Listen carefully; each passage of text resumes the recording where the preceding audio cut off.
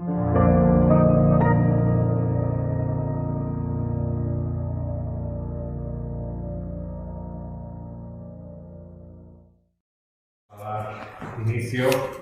a una nueva edición del Congreso de Economía Austríaca organizado por el Instituto Juan de Mariana, la Universidad Rey Juan Carlos y la Universidad Francisco Marroquín, con sede aquí en Madrid.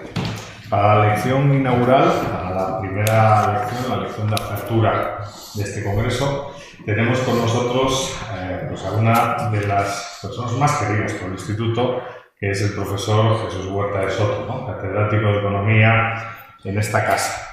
Es, sin lugar a dudas, uno de los miembros más destacados de la Escuela Austríaca a nivel global en este momento, y creo, no me equivoco si digo que todos los que estamos aquí el día de hoy hemos sido influidos profundamente por sus trabajos y por sus ideas, ¿no? Seguro que algunos hemos leído, todos hemos leído Socialismo, Cálculo Económico y Función Empresarial, o esa introducción a la Escuela Austríaca, Mercado y Creatividad Empresarial, o ya el monumental Dinero, Crédito Bancario y Ciclos Económicos, ¿no? Esta tarea docente, aunque bueno, creo que no hace falta presentar al profesor Huerta de Soto, pero sí merece este homenaje. Esta tarea docente e investigadora la ha hecho recibir varios premios, ¿no? En primer lugar, varios doctorados honoris causa. El primero, si no me equivoco, en la Universidad Francisco Marroquín, en el año 2009. Pero también ha recibido el premio Adam Smith, el premio Franz Kugel, el premio Gold Hayeks y, obviamente, el premio Juan de Mariana en el año 2016. Hoy el profesor Huerta de Soto se encargará, como les he dicho, de abrir oficialmente este congreso con una conferencia titulada La japonización de la Unión Europea. Muchas gracias, profesor, por toda la ayuda, por toda la colaboración y por todo el apoyo hacia nuestro instituto. Muchas gracias al Instituto Juan de Mariana y a los aquí presentes. Con carácter previo, debo de indicar que en este año son 3 los congresos de economía austríaca que han tenido lugar o van a tener lugar en Madrid. Hace escasas semanas tuvo lugar el encuentro de Austrian Economic Meeting, que ya saben ustedes que se realiza rotativamente en un lugar de Europa, y este año tocó en Madrid. Hoy iniciamos el Congreso Nacional de Economía Austríaca y hace 2-3 años iniciamos la Austrian Economics Conference de Madrid en colaboración con la Universidad de Hamburgo, y que tiene carácter internacional y ha convertido a Madrid en The New Viena, según dicen ellos. Luego, esto demuestra la efervescencia que el enfoque austríaco tiene y cómo se está orientando, aglutinando en torno a Madrid. El tema de mi conferencia hoy es la japonización de la Unión Europea. Y me gustaría partir con una observación de Hayek que hace en la teoría pura del capital. Por cierto, la edición española la acabamos de publicar impecablemente por Unión Editorial, se la recomiendo a todos ustedes, ya está en la calle. Dice Hayek que el mejor test de un buen economista es entender el principio que demand for commodities is not demand for labor. Este es el Hayek's best test of a good economist. Significa que es un error pensar que el simple incremento de demanda de bienes da lugar a un incremento del empleo. Esto es no comprender los rudimentos más elementales de la teoría del capital, que explican que no es así, que el simple crecimiento de la demanda, por ejemplo de bienes de consumo, va en detrimento de la demanda de bienes de inversión, y que como la mayor parte del empleo está en las etapas alejadas del consumo, puede ser en detrimento del empleo, en un incremento de la demanda.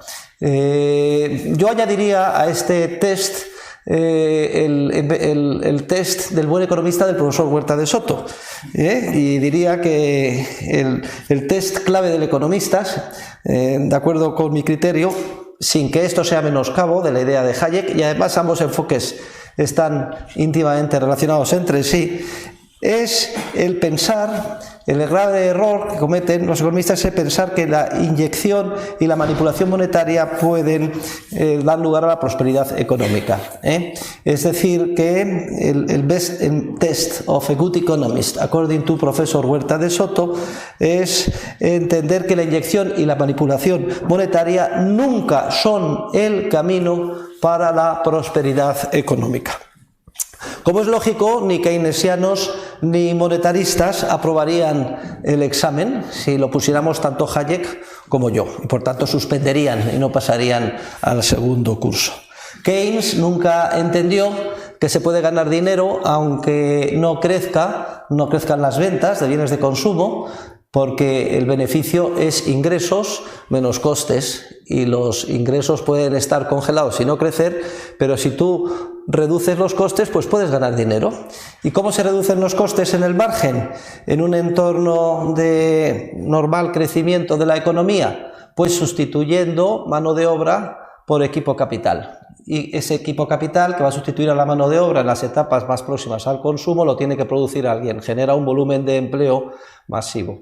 Esto es algo que no entendió nunca Keynes, por tanto Keynes hubiera suspendido el examen de Hayek. Y tampoco lo entendió el test, sobre todo el test mío, Milton Friedman. Milton Friedman es uno de los personajes que más daño ha hecho, no solo a la disciplina, a la ciencia económica, sino a la sociedad y a la civilización, junto con Keynes. Sobre todo porque a través de su obra Monetary History of the United States conllevó la idea de que la Gran Depresión se produjo como consecuencia de que la Reserva Federal no inyectó la suficiente cantidad de dinero. Fíjense ustedes, como consecuencia de no haber suficiente intervencionismo o manipulación monetaria. Luego Friedman no habría aprobado mi examen, que consiste en entender que la inyección y manipulación monetaria nunca son el camino para la prosperidad económica. Entonces, Friedman mantenía que no hubo prosperidad económica, sino depresión, porque no se inyectó lo suficiente, no se manipuló lo suficiente. Y sin embargo, la historia ilustra una y otra vez lo acertado de la pregunta esencial que planteamos tanto Hayek como yo para determinar si un economista de verdad sabe o no economía. Por ejemplo, la afluencia de metales preciosos que tiene lugar en nuestro país después del descubrimiento de América es lo que motivó que España se convirtiera en un erial, en un desierto económico, y que no alcanzara la prosperidad económica de los países de nuestro entorno hasta muchos siglos después. Llegaba el oro, impactaba en los precios nominales, es decir, caía enormemente el poder adquisitivo de la unidad monetaria en España. Esto hacía que no fueran competitivos los productos españoles, por tanto, con la misma rapidez con que entraba el oro salía, pero en ese proceso quedaban fuera de capacidad de competir pues los productos tradicionales de la península ibérica, y no quedaba más remedio que emigrar. Ya saben los tres objetivos, de las tres posibilidades o salidas profesionales entonces, ¿no? La iglesia, mar o casa real. Cruzar, meterse en la iglesia, en un convento, vivir de las rentas, cruzar el Atlántico a ver si se puede también hacer fortuna en América o servir al rey en los tercios de Flandes. Bien, esto que explica el tradicional retraso económico de nuestro país, atonía y su desarrollo de nuestro país, bueno, también cabe extrapolarlo al surgimiento de la banca con reserva fraccionaria, otro intento a nivel privado en un principio y luego ya con simbiosis con los bancos centrales, que se basa en la idea de que inyectar dinero es bueno para la economía, y que la creación de la nada de créditos y respaldo de ahorro real es algo favorable y bueno. Algo también defendido por economistas de tanto renombre como Joseph Alois Schumpeter, que tampoco aprobaría, por tanto, mi test y también suspendería. Pero sobre la banca con reserva fraccionaria y sus efectos desestabilizadores y dañinos para la economía, pues no vamos a hablar. Tienen ustedes mi libro Dinero, Crédito Bancario y Ciclos Económicos, y además seguro que conocen de sobra los argumentos esenciales contenidos con él. Y otra ilustración muy clara que explica la pertinencia de la pregunta de mi examen, del best test del profesor Huerta de Soto, de que es importante entender que la inyección y manipulación monetaria nunca son el camino para la prosperidad económica sostenible. Otra ilustración muy clara pues es la histérica reacción de manipulación monetaria y de inyección monetaria que ha tenido lugar en el mundo después o con motivo y después de la gran recesión del año 2008, y que además alcanza su máxima expresión en lo que vamos a denominar enfermedad nipona, enfermedad nipona o enfermedad de japonización económica. ¿En qué consiste este síndrome o enfermedad que hemos calificado de nipona o de japonización económica? Bueno, vamos a ver ahora brevemente sus síntomas para luego analizarlos a la luz teórica del enfoque analítico de la escuela austríaca. Y por otro lado vamos en segundo lugar a ver hasta qué punto esta enfermedad es contagiosa, o hasta qué punto se está contagiando o hay el riesgo de que se contagie en otras áreas económicas, concretamente el área económica de la Unión Europea o de la eurozona. Vamos a ver cuáles son los síntomas de esta enfermedad que he calificado de enfermedad nipona o japonización. Bueno, antes de traer los síntomas, sí que me gustaría referirme a los antecedentes de la economía japonesa, sobre todo a lo largo de los años 60, pero sobre todo 70 y comienzo de los 80 del pasado siglo XX. Porque yo no sé si ustedes son conscientes, yo desde luego sí que lo viví porque era mi juventud, estaba estudiando economía, fui incluso a estudiar dirección de empresas en Estados Unidos, en la Universidad de Stanford, como ya saben, y en esos años, aunque parezca sorprendente, la economía japonesa era una de las más admiradas del mundo. En todas las escuelas de negocio se estudiaba con fruición esa especie de milagro económico japonés. Y incluso se llegaba hasta a adorar la cultura empresarial y económica japonesa, que de alguna manera parecía que había sido capaz de alcanzar la cuadratura del círculo. Por un lado, una protección intensa al trabajador dentro de cada empresa, que es en un entorno cuasi familiar, a cambio de una lealtad absoluta por parte de ese trabajador y en un entorno de gran innovación y crecimiento económico y continuo de las exportaciones. Es cierto que el modelo se basaba mucho en copiar las innovaciones y descubrimientos de Estados Unidos, de Europa y luego introducirlas en el mercado a precios mucho más baratos y con un nivel muy aceptable, incluso elevado de calidad. Y sin embargo, ese modelo idealizado al que todos querían aproximarse durante esas décadas, ocultaba que en gran medida era un espejismo. Ocultaba que tanto la cultura como la economía japonesa eran enormemente rígidas e intervencionistas, y que si durante esos años parecía evidente una tremenda prosperidad de este área económica, ello se debía en gran medida a una burbuja inmensa de crecimiento, manipulación monetaria y expansión crediticia.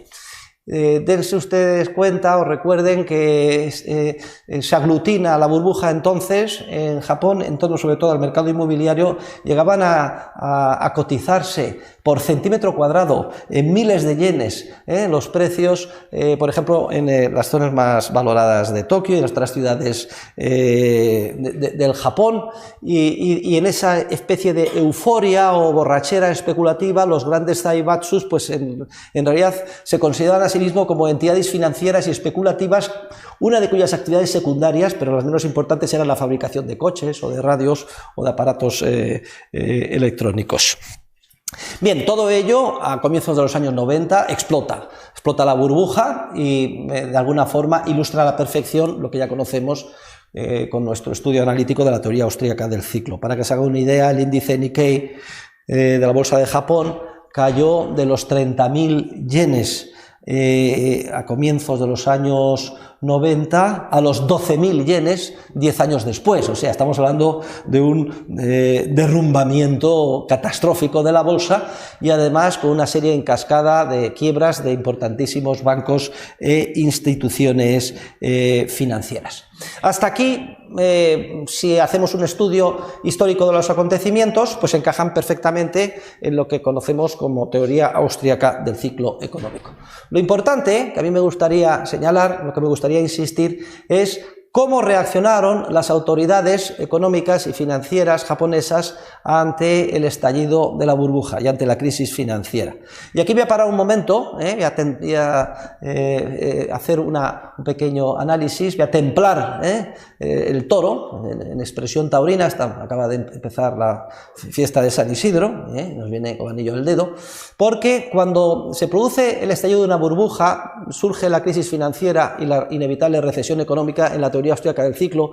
Entonces se plantea una tesitura en la que en función de las circunstancias pueden darse 4 escenarios. Y esto es importante que lo visualicemos porque ha estallado también la burbuja, ha habido una crisis financiera en el año 2008 con una profunda recesión económica en los años subsiguientes, y esos 4 escenarios hasta cierto punto pues, potencialmente podrían haber o se han producido en el área económica más próxima que nos rodea.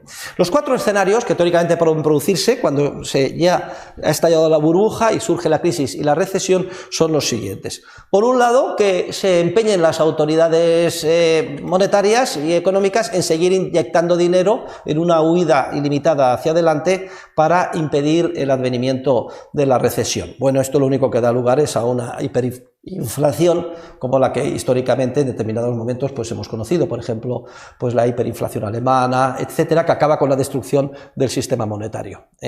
Este escenario es un escenario posible, históricamente ha ocurrido en determinadas ocasiones, pero no es lo que ha sucedido en el último ciclo, ni sucedió en el caso japonés. Vamos a ver el segundo escenario, es el escenario justamente opuesto. Es un escenario en el que se produce un derrumbamiento total y absoluto del sistema financiero, con quiebra de todos los bancos, desaparece el sistema monetario y tenemos que empezar evolutivamente desde cero a elegir el nuevo dinero sustituto del dinero fiduciario previo destruido y desaparecido. Bueno, este es otro escenario catastrófico que también tampoco ha sucedido históricamente en el último ciclo, pero que sí que es posible y que está ahí. El tercer escenario es el escenario normalmente más común, y es el escenario en el que a trancas y barrancas, y a pesar de las más o menos puntuales, tímidas o no, desde el punto de vista fáctico, real o simplemente semántico o retórico, de intervención monetaria de los gobiernos, pues a trancas y barrancas la economía termina reestructurándose, reajustándose. Es decir, se despiden los factores productivos de las líneas que son insostenibles, y en un entorno de relativa libertad de empresa, los empresarios terminan recuperando la confianza y empiezan a detectar líneas de negocio o proyectos de inversión sostenibles y a invertir. Y entonces surge poco a poco la recuperación. Es cierto que los seres humanos no aprenden, y una vez que surge la recuperación sostenida, pues eventualmente de nuevo se reinicia una expansión crediticia que pone las semillas del ciclo ulterior y así sucesivamente.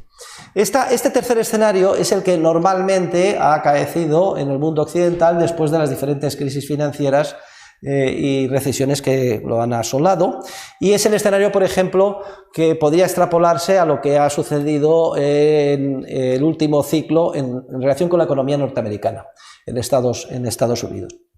Tengan en cuenta que la economía norteamericana fue el origen de la burbuja, y que en la economía norteamericana se ha inyectado una cantidad inmensa de dinero, el quantitative easing, etcétera, ha sido dirigido por ellos.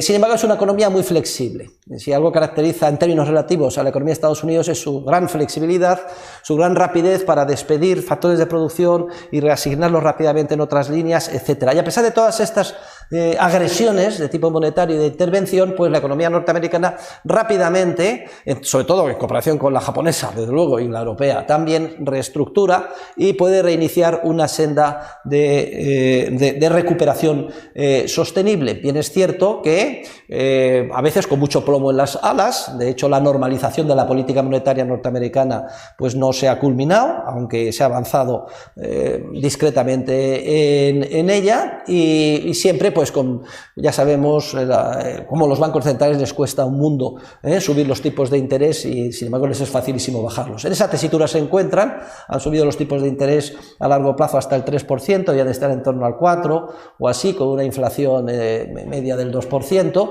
y de hecho ante las incertidumbres se agarran con clavo ardiendo. En cuanto ven cualquier incertidumbre dicen, bueno, vamos a ralentizar la normalización. Pero bueno, la economía norteamericana sería un caso típico de a trancas y barrancas recuperación sostenible por ser una economía ágil. Pero hay un cuarto escenario, y es un escenario en el que el entorno o el marco económico, a diferencia del de Estados Unidos, es un entorno marcoeconómico rígido, es un entorno o marco económico plagado de regulaciones, y en el que las autoridades monetarias reaccionan inyectando una cantidad enorme de dinero. Entonces, en ese marco de rigidez, con gran manipulación monetaria, es cuando se produce este síndrome que yo he calificado de enfermedad nipona o de japonización de la economía. Ante la crisis, en un entorno rigidizado, de economía muy inflexible, con unos mercados laborales muy regulados, una gran intervención en la economía a todos los niveles, desde el punto de vista legislativo, o en el caso de Japón, además, todo ello respaldado por la cultura especial de ese país, las autoridades reaccionan con una política monetaria ultralaxa, en el que además se da instrucción para que haya un rollover continuo de créditos, es decir, si empresas que han percibido los créditos no lo pueden devolver, pues se les da un crédito nuevo para devolver el antiguo, y así sucesivamente, y todo ello respaldado por el Banco Central. ¿Y por qué razón? Porque es que culturalmente no es aceptable que ninguna empresa quiebre. Culturalmente no se considera que los trabajadores deban de ser despedidos. La empresa es como una gran madre, una gran familia que les debe mantener a todos ahí colocados. Las cifras oficiales del desempleo son muy buenas. Aparentemente todo el mundo está ocupado, pero recordemos las fotografías de departamentos inmensos con los pobres trabajadores japoneses durmiendo sin hacer nada. Oficialmente están ocupados, pero lo que hay es un desempleo latente tremendo. Además, se reducen casi a cero los tipos de interés en ese entorno. Y el gobierno reacciona con carácter adicional con una muy agresiva política fiscal de gasto público. Esto es básicamente lo que genera el cuarto escenario, porque es el que vamos a explicar ahora con detalle. Toda esta inyección monetaria lo que hace es mantener indefinidamente en recesión a la correspondiente economía, en este caso a Japón.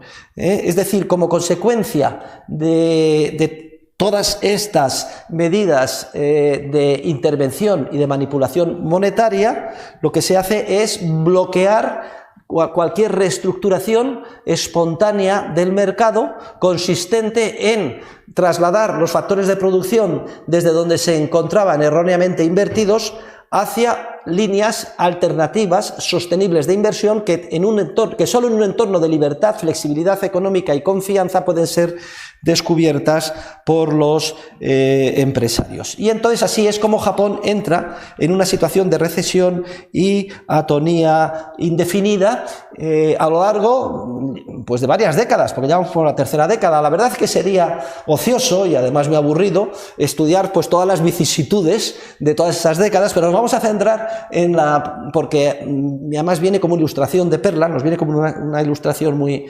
clara, quizás en el último intento, que es el que se conoce como el Abenomics, de impulsar o de hacer salir de su ostracismo y de su atonía a la economía japonesa. Se le denomina Abenomics porque ya saben ustedes que fue ya hace pocos años, fue patrocinado por el primer ministro de Japón, Shinzo Abe, y que utilizó además como brazo ejecutor de su N+1 intento de intervención monetaria para sacar al Japón de la atonía al gobernador del Banco Central de Japón, que es Haruhiko Kuroda. ¿En qué consistió la famosa Abenomics? Bueno, pues más de lo mismo. Si algo caracteriza a Japón es que ha utilizado y ha llevado a la práctica, y además con un enorme entusiasmo, todo el arsenal de recetas intervencionistas monetarias y fiscales de todos los manuales monetaristas y keynesianos, y sin lograr nada. El Banco Central de Japón reinicia una política monetaria todavía más agresiva, una política monetaria ultralaxa. De hecho, las políticas monetarias no convencionales no tienen su origen en la Reserva Federal, tienen su origen fue en marzo de 2011, precisamente en el Banco Central de Japón. Y además se inyecta una dosis adicional y todavía más grande, desproporcionada respecto de las anteriores, de gasto público. Se dispara el gasto fiscal. Y esa era la receta, más de lo mismo, en unas dosis adicionales para sacar a Japón de su letargo, con el siguiente resultado. Salvo una efímera, parece, mejora económica que tiene su origen en la depreciación obvia del yen y que impulsa algo las exportaciones, enseguida vuelve otra vez la atonía. No se logra nada, salvo hacer del Japón la economía más endeudada del mundo. La deuda pública del Japón viva es el 250% de su PIB. Se dice pronto, porque aquí estamos criticando a que si Portugal o Italia tienen el 130, que si tiene el 170 Grecia, pues esto es peanuts en comparación con Japón. 250% del PIB. Y además con un déficit anual del gasto público respecto de los ingresos. ¿Cuál es el objetivo establecido en Maastricht? El 3%. Bueno, pues no es el 3% el déficit de Japón, ni siquiera el 4%, ni el 5%, es el 6% anual de déficit, con un crecimiento económico casi plano, es decir, una atonía económica clara, y con una inflación, esto vamos a hablar enseguida, muy reducida, unos tipos de interés en torno al cero, una inflación del 1% y aparente pleno empleo, aunque ya saben ustedes que aquí lo que hay es un paro, como he comentado antes, encubierto muy grande. Entonces, lo que Japón pone de manifiesto es que ha gastado toda la munición, por utilizar un término militar, toda la munición de la que disponía en términos de política keynesiana y monetaria, ha aprobado todo lo que podía aprobar y no ha logrado nada. ¿Y por qué no ha logrado nada? Y este es el tema clave. Porque no se ha introducido en todas estas décadas ninguna reforma estructural de liberalización económica, de liberalización del mercado de trabajo, de desregulación que es asfixiante a todos los niveles, de reducción impositiva, ni de saneamiento de las cuentas públicas ni del gasto público. Es triste, pero la verdad es que el resultado ha sido penoso, y el mensaje de mi intervención hoy es que esta enfermedad japonesa, este síndrome de enfermedad nipona, no es algo exclusivo del Japón, sino que es uno de los 4 posibles escenarios y que puede llegar a afectar a cualquier otra economía en la que se den las mismas condiciones. A saber, un entorno muy rígido de falta de flexibilidad económica, en el que los empresarios no sean capaces de recuperar la confianza, agobiados por la regulación, los impuestos y la intervención del Estado, y una gran manipulación monetaria y fiscal. Porque siempre que se den estos dos condicionantes, se están dando, en términos médicos, el marco más adecuado para que surja la enfermedad nipona que estoy comentando. Pero antes de pasar a ver si esto está o no, hay riesgo o no de que suceda en el ámbito de la Unión Europea, vamos ahora a hacer algunas reflexiones desde el punto de vista analítico para interpretar mejor esto que estoy explicando. ¿Qué dice la teoría económica de la escuela austríaca sobre todos estos fenómenos relativos al síndrome de nipón, de enfermedad de japonización de la economía?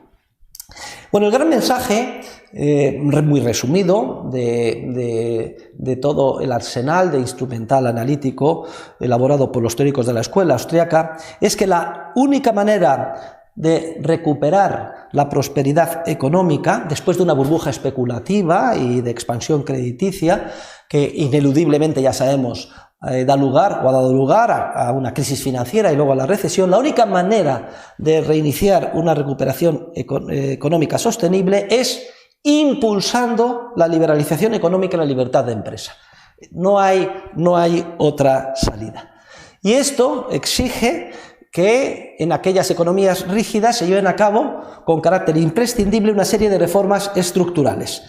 Todas ellas reformas micro, ninguna de ellas se refiere a la manipulación, que es la gran tentación de los políticos en estos entornos de crisis financiera, recesión económica y rigidez, de manipular macroeconómicamente las variables monetarias o el gasto fiscal. No, las reformas de reestructuración son todas ellas micro, consistentes en ¿qué? En desregular sistemáticamente la economía, liberalizar sobre todo el mercado laboral, que esto era clave, es clave en el caso de Japón, uno de los mercados laborales más rígidos del mundo, reducir y sanear el sector público y el gasto público, reducir los impuestos, también elevadísimos en Japón, que pesan como una losa de mármol, que sobre todo los impuestos que afectan a los beneficios empresariales y a la acumulación de capital, porque los beneficios son la señal que indica en el mercado, que orienta en el mercado a los empresarios en su continua búsqueda de inversiones sostenibles. Y si, claro, están muy grabados,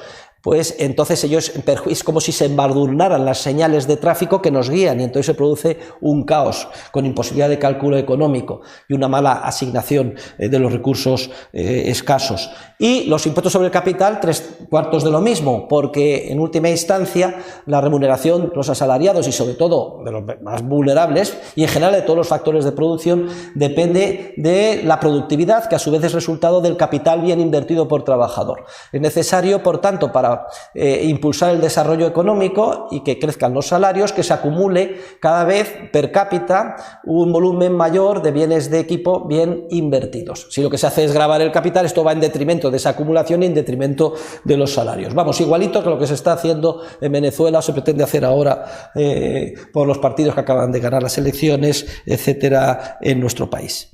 Y todas estas reformas, todas están orientadas a facilitar un contexto en el que rápidamente se puedan detectar los errores de inversión cometidos en la etapa de la burbuja y trasladar masivamente los factores de producción hacia proyectos de inversión sostenibles.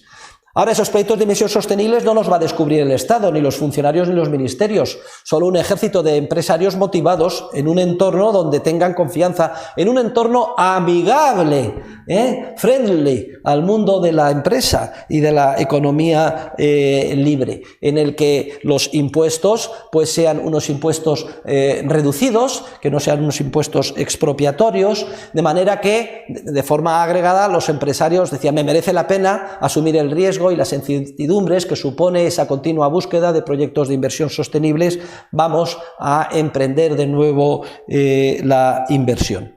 Pero ¿qué sucede? ¿Qué sucede si en vez de realizar esas reformas estructurales no se realiza ninguna reforma estructural? La economía sigue completamente rígida y se reacciona, como hemos visto que sucede en el caso del Japón y explica el síndrome nipón de la enfermedad de japonización, se reacciona con una inyección masiva de oferta monetaria, reduciendo a cero los tipos de interés. Bueno, pues se producen dos efectos muy importantes. En primer lugar, esta política ultralaxa desde el punto de vista monetario es autofrustrante, es decir, se autofrustra ella misma y por tanto no logra ninguno de los objetivos esperados. Y ello por una serie de razones que vamos a ver ahora. Pero es que se produce un segundo objetivo muy importante y es que a su vez la política ultralaxa monetaria actúa como una verdadera droga que bloquea cualquier incentivo para hacer reformas estructurales en la buena dirección. O sea, estos son los dos efectos curiosos. La política monetaria ultralaxa se autofrustra y no logra sus objetivos, Y por otro lado, bloquea automáticamente cualquier incentivo para hacer reformas estructurales en la buena dirección. Y lo repito porque esto ya sí que nos toca muy próximo a nosotros si recordamos los últimos años de intervención monetaria por parte del Banco Central Europeo. Pero enseguida hablaremos sobre esto y no adelantemos acontecimientos. ¿Por qué la inyección monetaria ultralaxa no consigue ninguno de los efectos establecidos en los libros, sobre todo de monetaristas y keynesianos? En primer lugar, porque si prácticamente se regala el préstamo y se reduce el tipo de interés a cero, por un lado, el coste de oportunidad de mantener efectivo se reduce enormemente. Es decir, en una economía normal en la que los tipos de interés están en 3-4%, mantener dinero en efectivo pues tiene un coste de oportunidad, y es que si lo invirtieras estás dejando de percibir ese beneficio.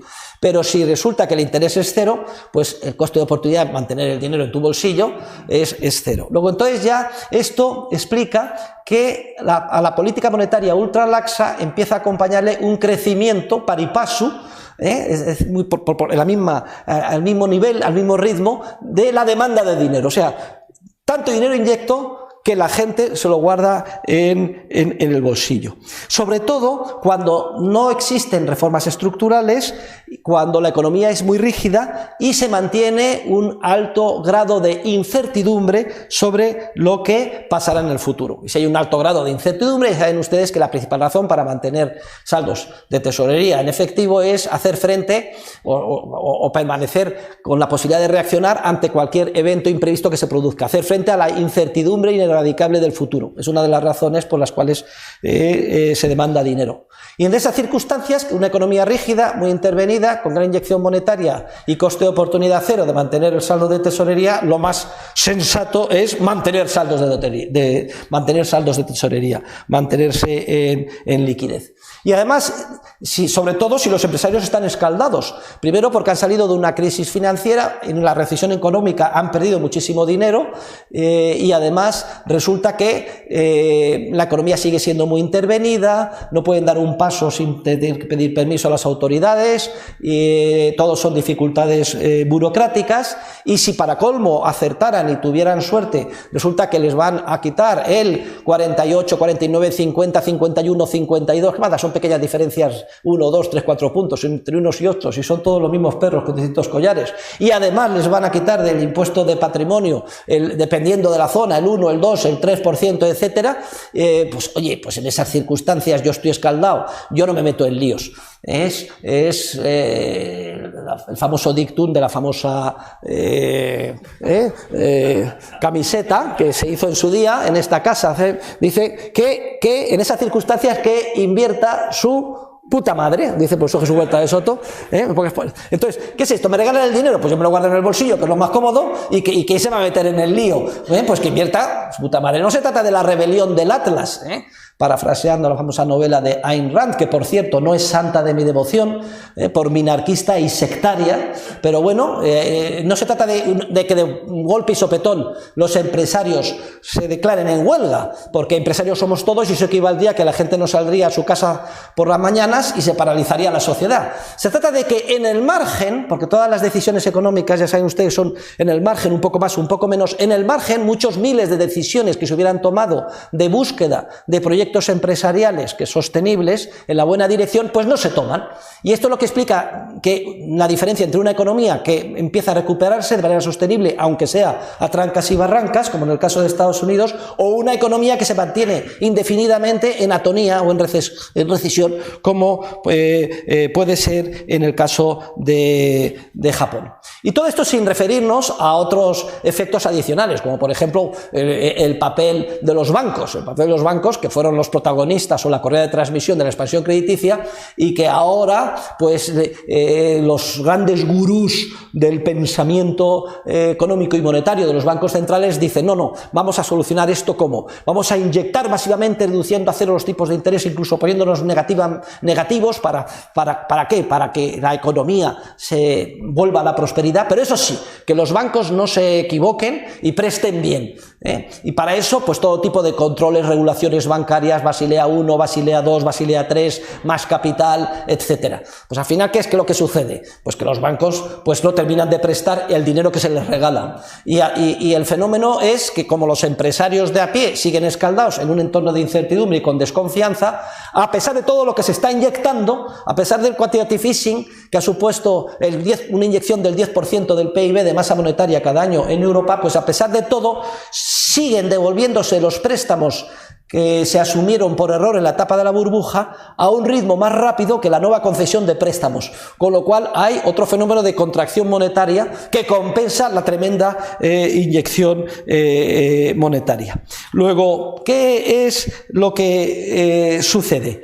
Pues que como he indicado antes, la inyección monetaria es autofrustrante, no consigue ninguno de sus efectos.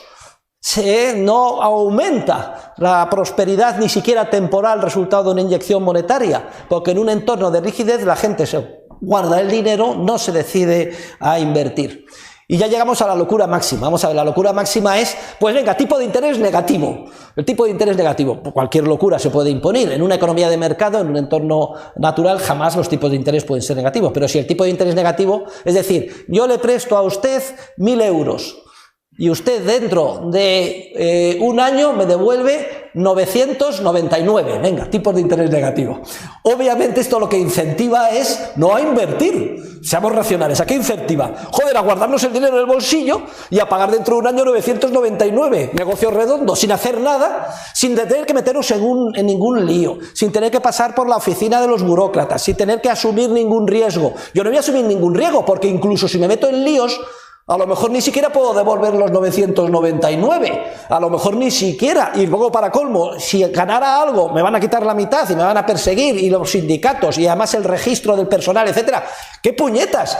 Pongan ustedes tipo de interés negativo, yo pido préstamo ilimitadamente, me siento encima de él, es decir, no hago nada y luego le devuelvo y me quedo con la diferencia. Resultado, efecto de estas políticas ultralaxas monetarias, ninguno.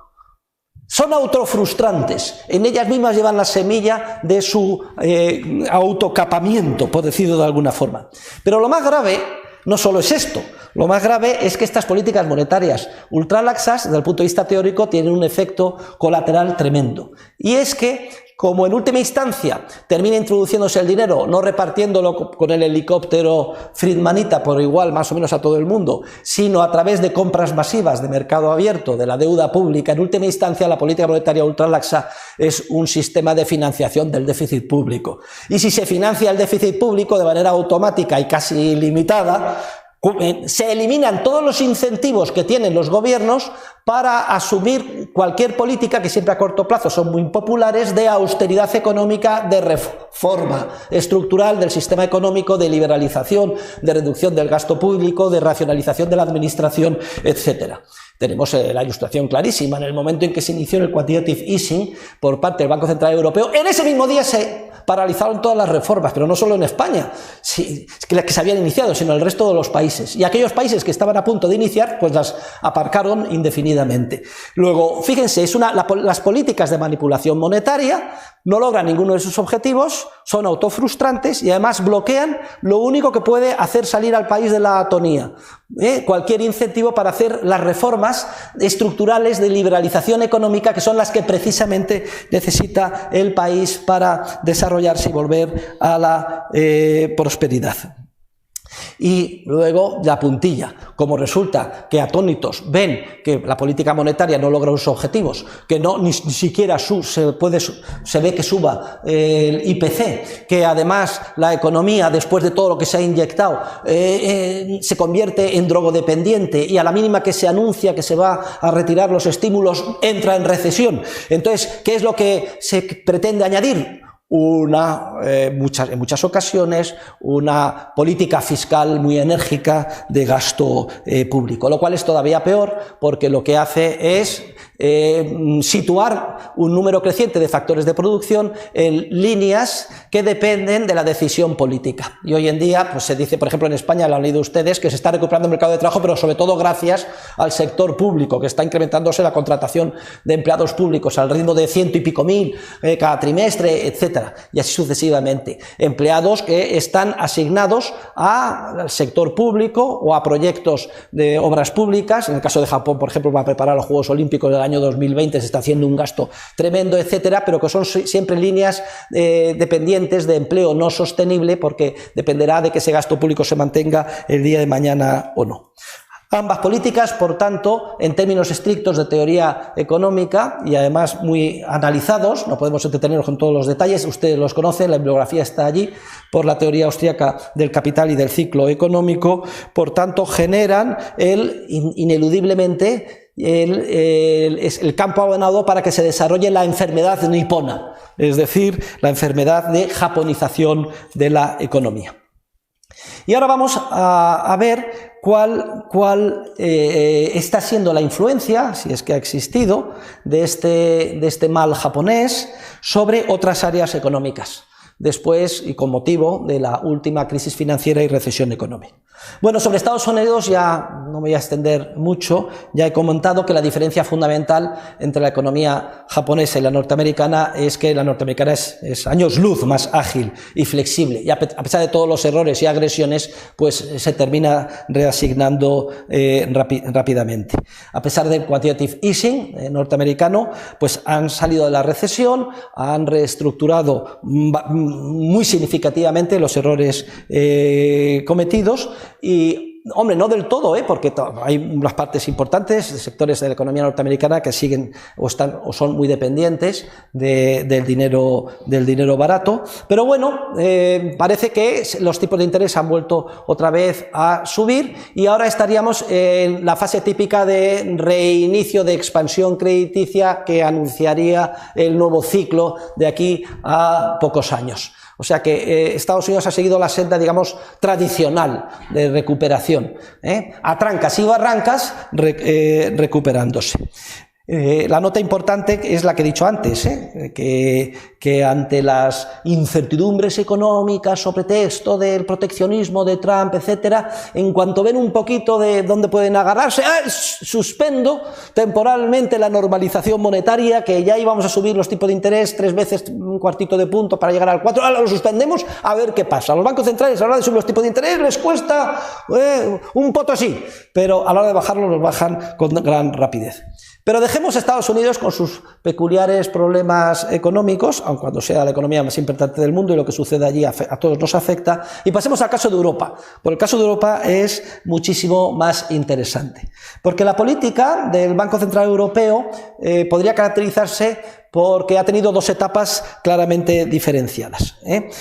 Ha habido una etapa previa en la que el Banco Central Europeo pues, ha intervenido, más o menos de manera agresiva, parecido como Estados Unidos, pero sin dar el paso terrible que ha supuesto el quantitative easing, y durante esa etapa pues, el euro actuó disciplinando a los gobiernos, sobre todo a los gobiernos periféricos. Había unos compromisos de déficit público que había que cumplir, se produce por tanto unas crisis de la deuda de determinados países soberanos, y el Banco Central Europeo lo utiliza como presión para obligar a que se lleven a cabo determinadas reformas, e incluso hay determinados países intervenidos, como son el caso de Irlanda, Grecia y Portugal, donde se llevan a cabo las reformas porque no tienen más remedio, y otros cuasi intervenidos, como en el caso de España.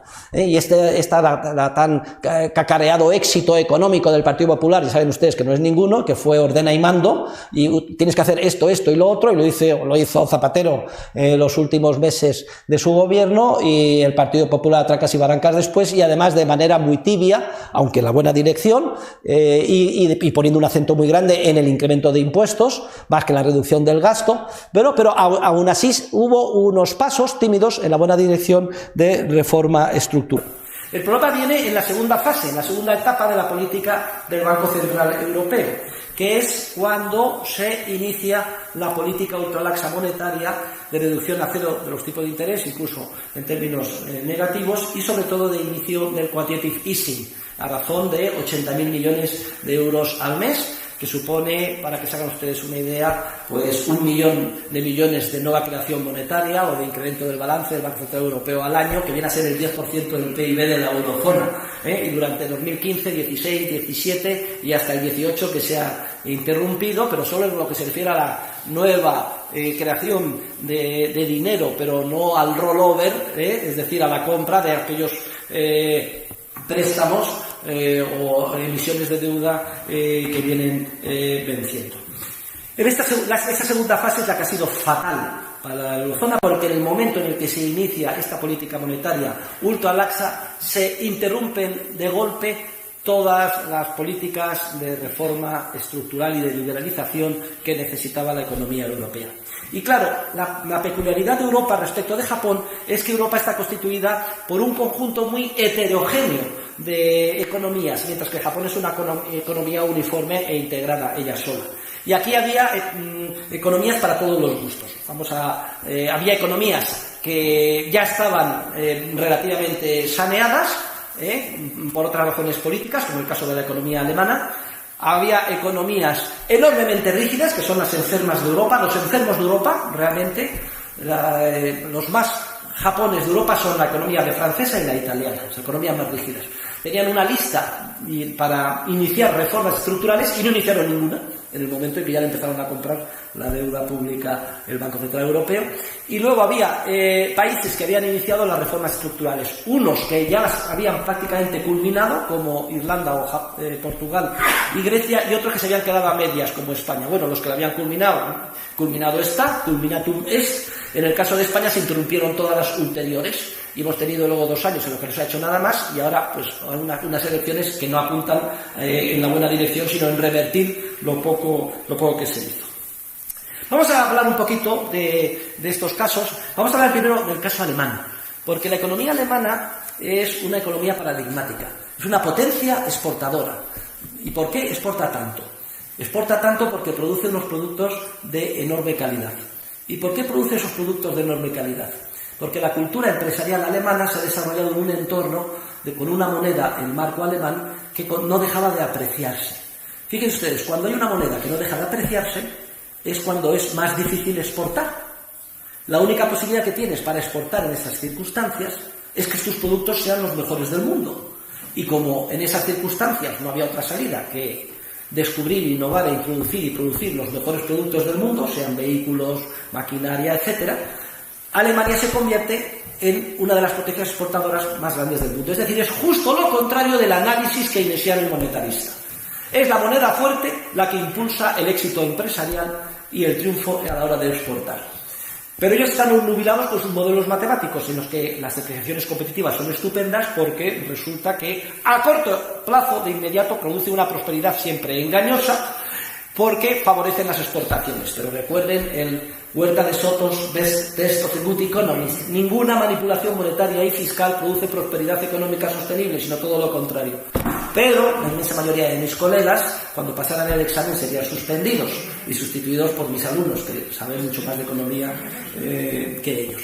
Entonces, ¿qué ha pasado cuando el quantitative easing se ha lanzado en Europa? Bueno, pues lo que ha pasado es que se depreció el euro, y al depreciarse el euro, Alemania ha exportado mucho más fácilmente a corto plazo, pero no por las razones tradicionales de su ventaja competitiva innata, embedded, como dicen los americanos, sino por el impulso, el viento de cola del euro depreciado. Y esto lo que hace es el efecto droga, generar grasa en vez de músculo en la economía alemana. Ya no tienes que ser tan ágil todos los días ni trabajar tanto, porque vendes solo con independencia de lo que hagas, porque es muy barato tu producto. Y esto ha afectado negativamente a la economía alemana. Hombre, no ha sido muchos años, pero sí que la ha afectado, y ahora entra en recesión. Tiene que volver a recuperar el músculo.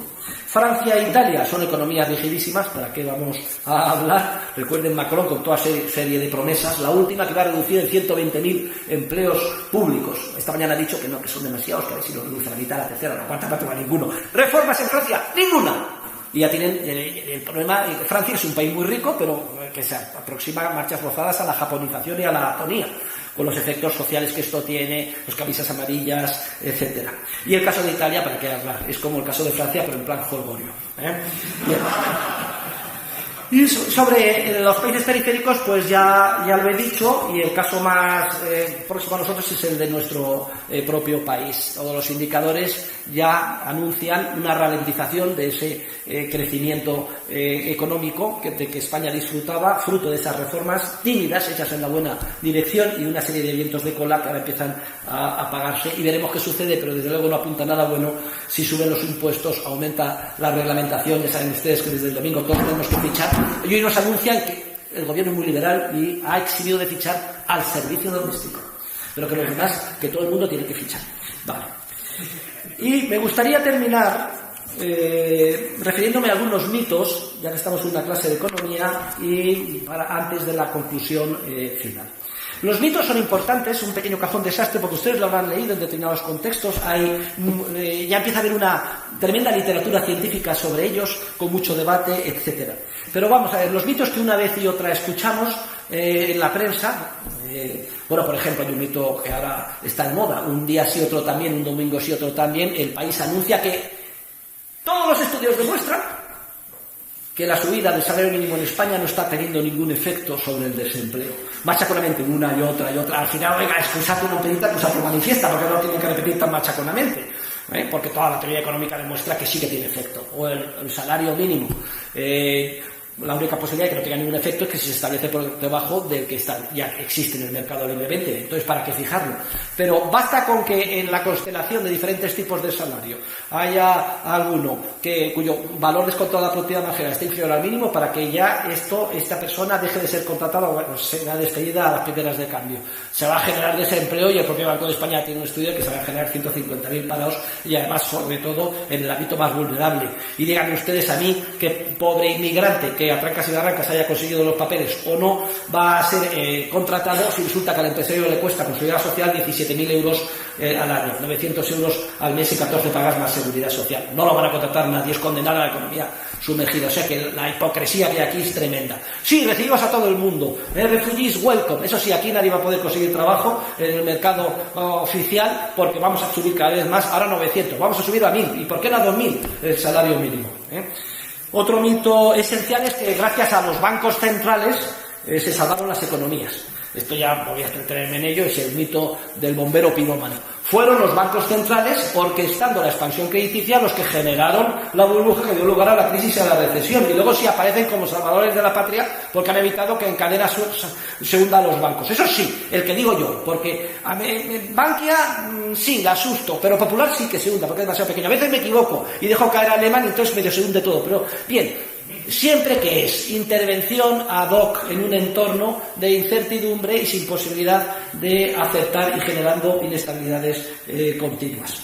Otro mito, tercer mito, pues que el quantitative easing ha sido súper necesario para evitar la tan cacareada deflación. Es mentira, no fue necesario el quantitative easing europeo para nada. Cuando se inicia en enero de 2015, la M3 europea ya se aproximaba en su crecimiento de manera autónoma al 4%, 3,5-4%, y el objetivo es el 4,5%. No había hecho falta para nada y ha tenido un efecto súper perjudicial, como he indicado ya, de bloqueo y paro absoluto de las reformas que necesitaba la eurozona. E incluso la retórica que decía Mario Draghi, porque antes de pasar a fase 2 de locura de política monetaria ultralaxa, siempre decía, bueno, que conste que esto no sustituye a las necesarias reformas estructurales que tienen que hacer los países para cumplir sus compromisos en Maastricht. A partir del quantitative easing ya ni retórica ni nada, ya se olvida de que hay que hacer reformas estructurales, ya es tan obvio que nadie les está haciendo porque se está financiando. El Banco Central Europeo está radicalmente traicionando sus principios fundacionales. En última instancia está financiando el déficit público de los países. Tengan en cuenta que es propietario, por ejemplo, de casi el 40% de la deuda pública viva española y así del resto de los otros países de la eurozona. Está financiando y además entra en una situación en la que está atrapado por sus propios errores de política monetaria ultralaxa, porque en el mínimo momento en que anuncia que la retira surge una recesión y dice, no podemos en este momento, vamos a posponer la subida de los tipos de interés. ¿Qué es lo que está haciendo? Está traicionando que su único objetivo fundacional es la estabilidad monetaria y no el empleo. Pero ahora Sotobosc está diciendo, sí, pero es que temo que el empleo se estropee a corto plazo si es que retiro de esta política. Se está en una situación, está entre la espada y la pared, entre la escila y la calentis. Si sigue inyectando, japoniza completamente la eurozona, y en el momento en que retire la inyección se produce una recesión a corto plazo que no está dispuesto a asumir y que los diferentes políticos no están dispuestos a aceptar. Otro mito es que, este es el supermito, que hay que conseguir una inflación inferior al 2%, pero próxima al 2%. ¿Pero por qué? ¿De dónde ha salido eso? Porque lo dicen todos los Quantitative Stochastic General Equilibrium Models. Japón, se han puesto todos de acuerdo. Se encerraron en un seminario los gobernadores del Banco Central de Japón, la Reserva Federal, Inglaterra, el 2%. ¿Pero por qué el 2%? Es un objetivo totalmente estrambótico. En un entorno de crecimiento de la productividad tan grande como el que ha habido en este siglo, resultado de la introducción de innovaciones como Internet, etcétera, el 2% es una barbaridad. Exige, para lograrlo, una política monetaria superlaxa que genera todo este tipo de distorsiones que desestabiliza la economía desde el punto de vista financiero y que induce en economías rígidas la japonización. Tuvimos una reunión en el Instituto de Economía de Kiel con el antiguo jefe de economía del Banco Central Europeo, etcétera, que yo asistí, y llegamos a la conclusión unánime de que en las actuales circunstancias el objetivo tenía que ser no el 2, el 0% de inflación, con un crecimiento de la M3 entre el 2, 2,5, como mucho el 3%, y no del 4,5 como tienen ellos establecido, para que hubiera una política monetaria que no fuera desestabilizadora o que no indujera el síndrome japonés. Otro mito que habrán leído, y es el siguiente, dicen, es que la tasa natural de interés, el tipo de interés natural, está cayendo. Como ellos ven que los tipos cada vez son más bajos, ¿no será que el tipo de interés natural está cayendo? Pero qué barbaridad, si nadie puede observar el tipo de interés natural, si nadie conoce el tipo de interés natural, lo que se observa es el tipo de interés bruto del mercado crediticio, que incorpora la tasa natural de interés más las primas que ya sabemos por la inflación o deflación esperada y el riesgo y eventualmente los préstamos a corto plazo una primita de liquidez. Bien, pero nadie puede observar cuál es esa tasa o tipo de interés natural. Dice, bueno, sí, un proxy puede ser el de los bonos sin riesgo. Pero oiga, pero si los bonos sin riesgo lo está usted comprando masivamente y tenemos una burbuja en los mercados de deuda como se ha visto nunca. No sea usted cínico ni hipócrita diciendo que el tipo de interés natural está cayendo cuando está usted metiendo y comprando ilimitadamente bonos. O luego tenemos otro dice, es que los tipos están muy bajos porque la gente ahorra mucho y hay un envejecimiento de la población. Esto es el mantra cuando se quiere explicar la situación en Japón. Es que Japón cada vez está más envejecido y se ahorra mucho. Que no, señores, que no ahorran mucho. Es que ustedes están confundiendo el ahorro con la inflación. La inflación en el sentido tradicional austriaco de crecimiento monetario, o en el sentido de Benjamin Anderson. Cuanto más grande la inyección monetaria, más el ahorro. Claro, se inyecta y todo el mundo se lo guarda en el bolsillo, como hemos visto, y dicen, es que esto está ahorrando mucho. Que no, hombre, que no. Lo que hay es un incremento de la demanda monetaria. No confunda usted esto con un incremento del ahorro. Y respecto al envejecimiento, no me digan tonterías. Porque cuando la gente se jubila, lo que hace es consumir lo que había ahorrado bien antes. Dese cuenta que en Japón lo que hay es un aumento tremendo de la demanda monetaria, pero ya no se distingue la demanda de dinero en efectivo, de cuentas corrientes, con la inversión en deuda pública japonesa a largo plazo, que prácticamente no renta nada, pero renta algo, aunque sea bajísimo, mejor que tenerlo en el banco o en el calcetín, y además ellos piensan que es como si fuera dinero porque se puede vender en cualquier momento y sin pérdida. Menuda bomba de relojería cuando se usan los mercados de renta fija para Japón. Bueno, pero recuerden estos mitos y que están ahí y sepan rebatirlos cuando los escuchen, desarrollados por mentes supuestamente muy prestigiosas en el ámbito de nuestra disciplina. Y llego a la conclusión, y es la siguiente, por donde empezaba cuando ponía el test alternativo o complementario del de Hayek. Los estímulos monetarios y fiscales no atacan el problema de fondo. El problema de fondo es la economía rígida, muy rígida, es decir, el exceso de regulación, los impuestos altos, el gasto público creciente y la consiguiente desmoralización de la función empresarial. Solo puede desarrollarse y salir de la crisis y de la recesión de un país con una clase empresarial motivada. No son los animal spirits de Keynes que nos desmoralizamos y luego estamos maníaco-depresivos. Es que nos han desmoralizado a palos y no salimos, pues señores, que inviertan su puta madre. Mientras sigan estos impuestos y además nos regalen el dinero, lo más fácil es quedarnos con el dinero y que inviertan su puta madre. Además, estas reformas bloquean y hacen políticamente imposible la introducción de cualquier reestructuración, con lo cual no solo es autoflagante, como he dicho, sino que además bloquea la única salida del problema. En suma, japonizan la economía en forma de estancamiento secular y baja inflación. ¿Y cuál es la única salida de este problema? En el que avanzamos peligrosamente en el ámbito de la eurozona, unos países más, otros países menos. Pero es el gran desafío para los próximos años, el gran desafío que tiene Francia, no tiene salida, el gran desafío que tiene Italia y el gran desafío que tiene España.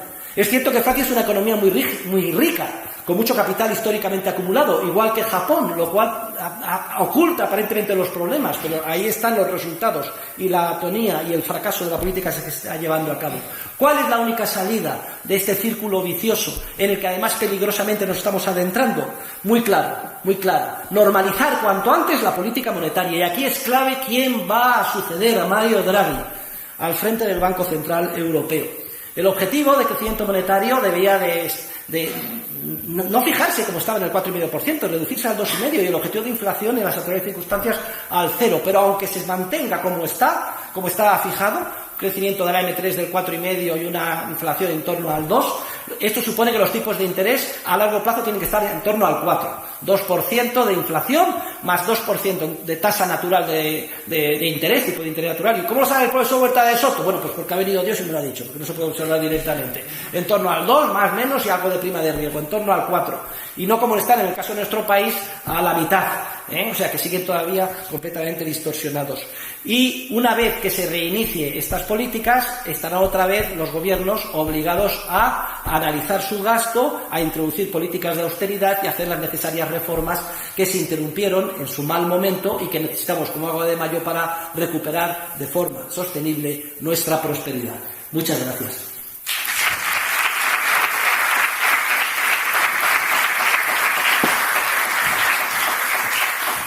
Bueno, nos hemos pasado una pizquita de tiempo, pero yo creo que por lo menos, si nos permite, Eduardo, ¿dónde está? 5 minutos, 3, o algún comentario, alguna pregunta. Por favor, sé breve, así para responder. Si alguien quiere hacer alguna pregunta. Primero la pregunta y luego responder la pregunta. Buenos días. Sí. Buenos días, profesor. Quería preguntarle si el caso de Reino Unido, al tener la libra, se observan algunas diferencias respecto de lo que ocurre en la eurozona. Vale, esta es una pregunta muy pertinente porque he dejado fuera al Reino Unido por el Brexit.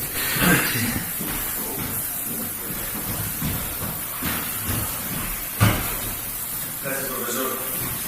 Yo no entendí perfectamente cómo funciona cuando el Banco Central Europeo hace una expansión monetaria, por qué se interrumpen las políticas públicas de los países para hacer esas reformas liberalizadoras. O sea, ¿qué es exactamente lo que funciona en la cabeza de los políticos para que al ver eso desde el Banco Central tomen otras decisiones? Vale, perfecto.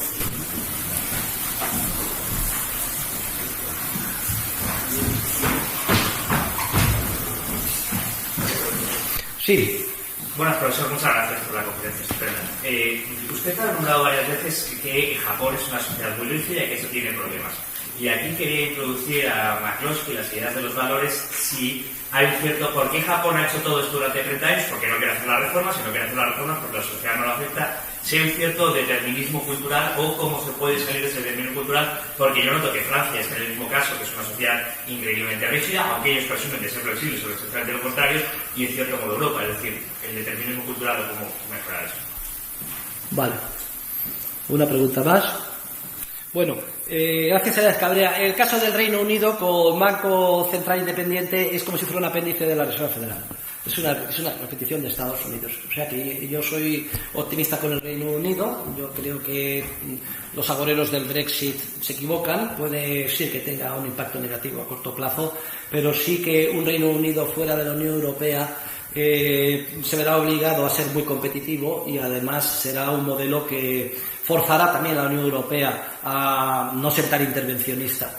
Pero sí que, como si fuera la Reserva Federal, a pesar de las intervenciones, quantitative easing, etcétera, se produce la reestructuración. Es una economía comparativamente de las más ágiles de la Unión Europea. Yo esto lo he dado por supuesto, por eso no lo he necesitado aclarar. Hasta que se inicia quantitative easing, no había una crisis del euro en Europa, había una crisis de deuda pública en determinados países. Es decir, no se confiaba en la deuda española.